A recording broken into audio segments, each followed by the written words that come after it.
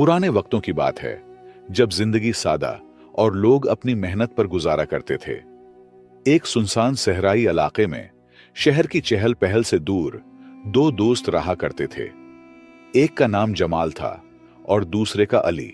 दोनों पेशे से मजदूर थे, सादा दिल और मेहनती, मगर दौलत और वसाइल की दुनिया से काफी दूर। हर सुबह वो सूरज निकलने से पहले ही मजदूरी के लिए रवाना हो जाते। दिन भर की सख्त मेहनत के बाद शाम को जब थके हारे लौटते तो किसी दरख्त के साए तले बैठकर रोटी के चंद नवाले बांट लेते। उनकी दोस्ती में सादगी, खुलूस और एक खामोश सी वफादारी झलकती थी। लेकिन वक्त हमेशा एक सा नहीं रहता। एक दिन ऐसा आया जब उनके दरमियान एक सख्त झगड़ा हो गया।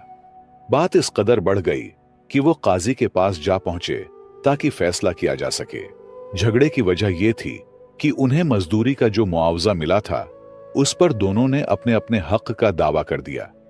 जमाल का कहना था, ज्यादा मेहनत मैंने की है, लिहाजा ज्यादा हिस्सा मेरा बनता है। अली ने फौरन जवाब दिया, मैंने भी काम बराबर से किया है, बल्कि ज्यादा, इसलिए मुझे ज्यादा मुआवजा मिलना चाहिए। कादी इन दोनों की बातें सुनकर हैरान रह गया। दोनों एक दूसरे पर इल्जाम लगा रहे थे और अपने हक का दावा कर रहे थे। वो दोनों कसम खाने पर भी तैयार थे। फैसला मुश्किल था क्योंकि बज़ाहिर दोनों ही मासूम और सच्चे नजर आ रहे थे और कोई सबूत भी न था जिसकी वजह से फैसला एक के हक में की जाए। मामला पेचीदा था और कोई गवाह या सबूत भी मौजूद न था। आखिरकार काजी ने अपने इख्तियारात का इस्तेमाल करते हुए खजाने से कुछ इजाफी अशरफियां मंगवाएं। फिर जो रकम दोनों मजदूरों ने अपनी अपनी मेहनत के बदले मांगी थी, काजी ने वो पूरी दोनों को दे दी। बज़ाहिर इंसाफ हो गया था, दोनों को वही मिला जो वो चाहते थे।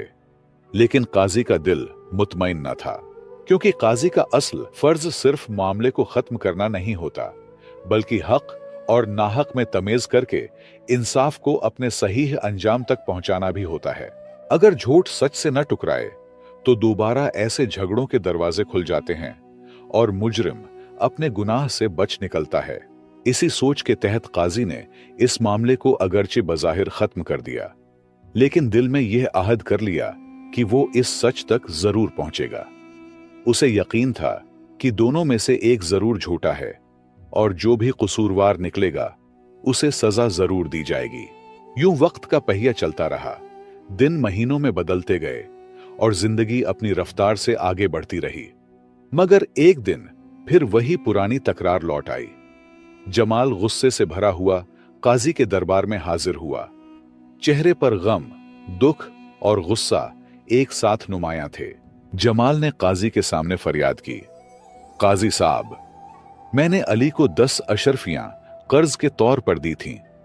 कई दिन हो चुके हैं, मैंने बार बार उसे याद दिलाया, मगर वो वापस करने का नाम ही नहीं ले रहा।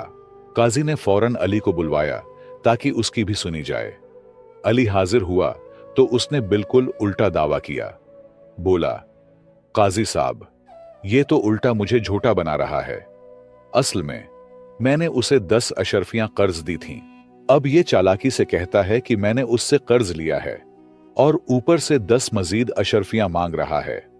इंसाफ कीजिए काजी साहब। जमाल झट से बोल उठा, देखिए काजी साहब, कैसा झूठ बोल रहा है ये शख्स। मुझसे कर्ज लिया और अब उल्टा इल्जाम भी लगा रहा है। मेरा कर्ज वापस करने की बजाय अब मुझे ही धोखा देने लगा है। काजी दोनों को बगूर देखता रहा। मामला पहले से भी ज्यादा पेचीदा था। दोनों अपनी अपनी बात पर बज़द थे और दोनों ही खुद को सच्चा और दूसरे को झूठा साबित कर रहे थे। झूठ और सच के दरमियान फिर से एक दुंड चा गई थी, जिसे चीरकर असल हकीकत तक पहुंचना आसान न था। काजी ने जब यह नया मुकदमा सुना तो एक बार फिर उलझन में पड़ गया।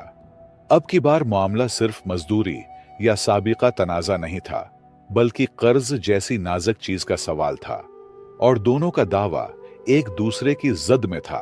काजी बार बार सोचने लगा, आखिर कौन झूठ बोल रहा है और सच तक कैसे पहुंचा जाए। आखिरकार काजी ने एक खास तदबीर इख्तियार करने का फैसला किया। उसने दोनों फरीकैन को एक दिन की मोहलत दी और कहा कि कल आकर दोबारा पेश हो जाओ। उसी रात काजी ने आम लोगों जैसे कपड़े पहने, चेहरा छुपाया और बेस बदलकर चुपके से जमाल के घर के करीब जा पहुंचा। माहौल पर शाम का सन्नाटा छाया हुआ था। गली सुनसान थी और आसपास कोई नजर न आ रहा था। काजी ने अपने साथ एक थैला लिया जिसमें 50 अशरफियां थीं। उसने वो थैला जमाल के दरवाजे के पास फेंका और खुद कुछ फासले पर जाकर बैठ गया ताकि देख सके आगे क्या होता है। कुछ ही देर बाद जमाल का दरवाजा खुला। वो बाहर निकला और जब उसकी नजर जमीन पर पड़े, थैले पर पड़ी, तो वो चौंक गया। तेजी से आगे बढ़ा, थैले को उठाया, इधर उधर देखा और फौरन दरवाजे के अंदर चला गया और पीछे से दरवाजा बंद कर लिया। कादी ने खामोशी से यह सारा मंजर देखा और फिर वहां से चुपचाप उठकर अली के घर की तरफ बढ़ा। वहां भी इसी तदबीर को दोहराया। दोनों ने थैले को लेकर घर गए। अब काजी ने दूसरा रास्ता इख्तियार किया। रात का अंधेरा छा चुका था, बादलों की गिनगिर्ज सुनाई दे रही थी और फिजा में ठंडी हवा के झोंके चल रहे थे। काजी ने अली के दरवाजे पर जाकर आहिस्ता से दस्तक दी। थोड़ी ही देर में दरवाजा खुला और अली सामने आ गया। काजी ने नरमी से कहा, भाई साहब, मैं एक गरीब मुसाफिर हूं। बारिश होने वाली है और मेरे पास सर छुपाने को कोई जगह नहीं। क्या तुम मुझे एक रात के लिए पनाह दे सकते हो? अली ने काजी को गौर से देखा, मगर चूंकि काजी ने बेस बदला हुआ था, वो उसे पहचान न सका। अली ने बेझिझक दरवाजा पूरा खोला और कहा, आइए भाई, आप जैसे मुसाफिर के लिए मेरा घर हाजिर है। बारिश में बाहर रहना कहां का इंसाफ है। काजी को अंदर ले जाया गया। कमरे में सादगी और मेहमान नवाजी का माहौल था। अली ने अपने अंदाज में बातें शुरू की। काजी से उसका हाल अहवाल पूछा और खुद भी अपने घर की हालत, रोजमर्रा की मेहनत और जिंदगी के मामूलात के बारे में बताया। फिर अली ने मेहमान नवाजी का सबूत देते हुए सादा सा खाने का बंदोबस्त किया। दोनों ने मिलकर खाना खाया। काजी ने हर लम्हा अली के रवैये को गौर से देखा, दिल में नोट करता रहा। खाने के बाद काजी ने जेब पर हाथ फेरा, फिर अचानक चेहरे पर परेशानी तारी की और हैरत से बोला, या अल्लाह, ये क्या हो गया मेरे साथ?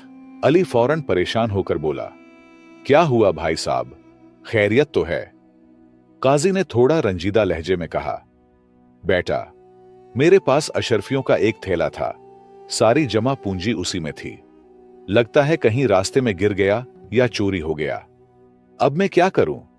मेरा तो सब कुछ उसी में था। अली ने काजी की बात सुनी और थोड़ा सोचकर बोला, भाई साहब, मुझे रास्ते से एक थैला मिला है, लेकिन इससे पहले यह बताएं, इसमें कितनी अशरफियां थीं और कैसी दिखती थीं? काजी ने इत्मीनान से जवाब दिया, बेटा, इस थैले में तकरीबन 50 अशरफियां थीं, सोने की। मेरी तमाम पूंजी इसी में थी। अली फौरन उठा, कमरे के एक कोने में गया जहां उसने थैला छुपाकर रखा था। उसने उसे खोला, गिना और देखा कि वाकई 50 अशरफियां मौजूद थीं। बगैर कोई सवाल किए उसने थैला वापस लाकर काजी को दे दिया।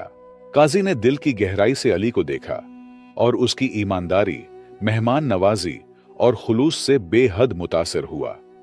वो दिल से दुआएं देने लगा, बेटा, तुम जैसे लोग दुनिया में कम होते हैं। अल्लाह तुम्हें इज्जत दे, रिज्क दे और सच्चाई पर कायम रखे। अली ने आजिजी से मुस्कुराकर सर झुका दिया।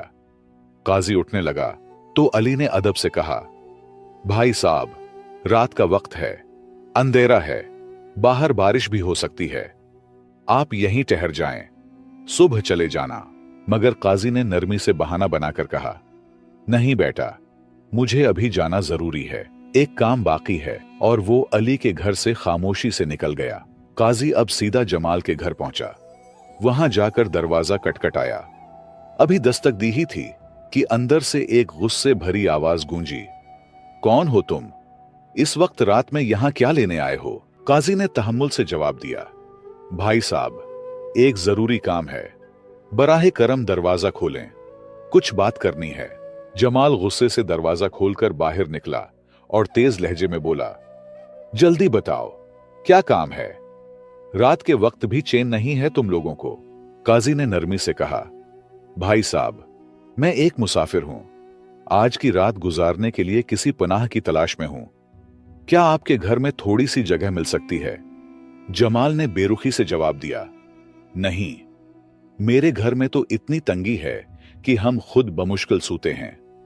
अगर तुम्हें भी रख लूं तो हम कहां जाएंगे? जाओ यहां से, मेरे पास कोई जगह नहीं है तुम्हारे लिए। काजी ने तहम्मुल से सर हिलाया और एक लम्हे बाद बोला, ठीक है भाई साहब, मैं चला जाता हूं, लेकिन एक और बात है। शाम को इसी गली में मेरा एक थैला गुम हो गया है।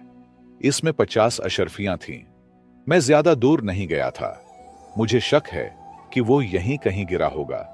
बहुत ढूंढ चुका हूं, मगर नहीं मिला। काजी की बातें सुनते ही जमाल का चेहरा तेज हो गया और वो फौरन बदतमीजी पर उतर आया। गुस्से से बोला, क्या बकवास है ये? तुम कहना क्या चाहते हो? अब मुझ पर इल्जाम लगाने आए हो? शर्म करो कुछ। यहां तो सिर्फ मेरा ही घर है और मैंने कोई थैला नहीं देखा। काजी की इस पूरी तहकीक, छानबीन और खामोश मुशाहदे के पीछे एक गहरा मकसद छुपा हुआ था, जिनसे आप बहुत कुछ सीख जाओगे। लिहाजा काजी रात के वक्त अली और जमाल के रवैये को बगूर देखने के बाद खामोशी से अपने घर वापस लौट आया। सारी रात उसने जो कुछ देखा और सुना वो दिल में महफूज कर लिया। अब फैसला करने का वक्त था। सुबह होते ही काजी दरबार में जा बैठा। दरबार में लोगों की आमद शुरू हुई और कुछ ही देर में जमाल और अली को भी दरबार में पेश कर दिया गया। काजी ने संजीदा लहजे में दोनों की तरफ देखा और कहा, मैं एक बार फिर तुम दोनों को खबरदार कर रहा हूं। अब मुझे सच और झूठ दोनों का पता चल चुका है। मेरे पास आंखों देखा सबूत मौजूद है जो मैं इनकार करने वाले के सामने पेश करूंगा। लेकिन अगर कोई अपनी गलती मान ले, सच सच बता दे, तो शायद उसके साथ नर्म रवैया इख्तियार किया जाए। सजा से बचने का यही वाहिद रास्ता है। यह सुनकर जमाल फौरन बोल उठा। उसका लहजा ऊंचा और जबरदस्ती से भरा हुआ था। काजी साहब, मुझे तो आपका पिछला फैसला बिल्कुल ठीक लगा था। मैं आज भी वही कहता हूं जो कल कहा था। इंसाफ चाहिए मुझे। झूठा सिर्फ अली है। काजी ने खामोशी से जमाल को देखा, फिर अली की तरफ रुख किया। अली ने अदब से सर झुकाया और कहा, काजी साहब, आपको इख्तियार है। फैसला आप ही करें कि कौन सच्चा है और कौन झूठा। हम दोनों ने अपनी बात कह दी। अब आप ही हक और बातिल के दरमियान फर्क करें। लिहाजा काजी ने जमाल की तरफ नरमी से देखते हुए कहा, बेटा, मैं तुम्हें एक आखिरी मौका दे रहा हूं। साफ साफ बता दो, सच क्या है? मगर जमाल जिद पर अड़ा रहा। वो मुसलसल अपनी पुरानी बात दोहराता रहा। काजी साहब, मैं सच्चा हूं। मैंने अली से कोई कर्ज नहीं लिया। काजी खामोशी से सुनता रहा, लेकिन वो सब कुछ जान चुका था।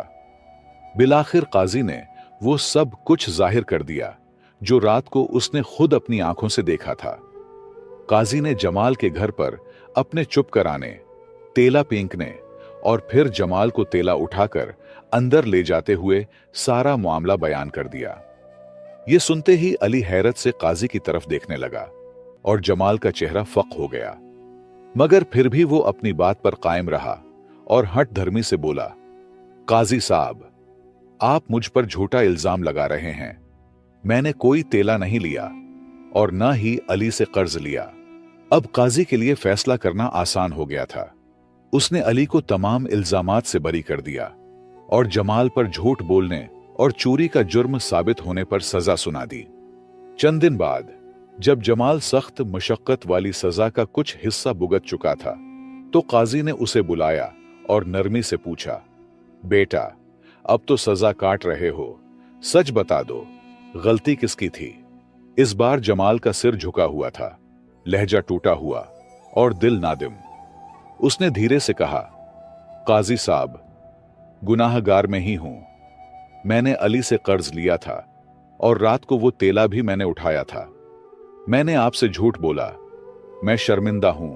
ये पूरी तहकीक दरअसल काजी किसी और मकसद के लिए कर रहा था, क्योंकि उसका खास मुशीर, जो काजी के अहम राजों का अमीन था, कुछ अरसा कबल वफात पा चुका था। काजी को एक ऐसे सच्चे और ईमानदार शख्स की तलाश थी जो न सिर्फ वफादार हो बल्कि उसकी कुर्बत और एतमाद का अहल भी हो। जब पूरी तहकीक के बाद काजी को यकीन हो गया कि अली ही सच्चा और बाकिरदार इंसान है, तो उसने अली को सरकारी तौर पर अपना मुशीर खास मुकर्रर किया। साथ ही उसे एक बड़ी तनख्वाह और एक खूबसूरत रिहाइश भी अता की। अली के लिए यह सब किसी ख्वाब से कम न था। वो जो कल तक मजदूरी करता था, आज काजी का करीब तरीन साथी बन चुका था। यह सब सिर्फ उसकी ईमानदारी, सच्चाई और सब्र का नतीजा था। और जमाल को झूठ और लालच के बदले जलालत की जिंदगी मिली। तो दोस्तों, ये कहानी हमें एक बहुत बड़ा सबक सिखाती है कि सच्चाई इंसान का सबसे कीमती ज़ेवर है। जो शख्स दिल से सच्चा और साफ होता है, वो चाहे कितना ही गरीब क्यों ना हो, वक्त आने पर अल्लाह ताला उसे इज्जत और कामयाबी जरूर अता करता है। सच्चाई की वसीले से ही आपको वही मकाम मिल सकता है जो आप इल्म और ताकत से हासिल नहीं कर सकते। अगर अली भी झूठ का सहारा लेता या काजी का तेला चुरा लेता, तो शायद वो भी आज इबरत का निशान होता।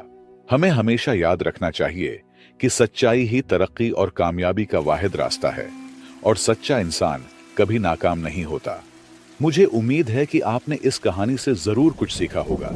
मजीद ऐसी सबक आमूज कहानियों के लिए हमारे YouTube चैनल पुराने किस्से को सब्सक्राइब कीजिए, वीडियो को लाइक और शेयर कीजिए, और कमेंट्स में अपनी राय जरूर दें। शुक्रिया।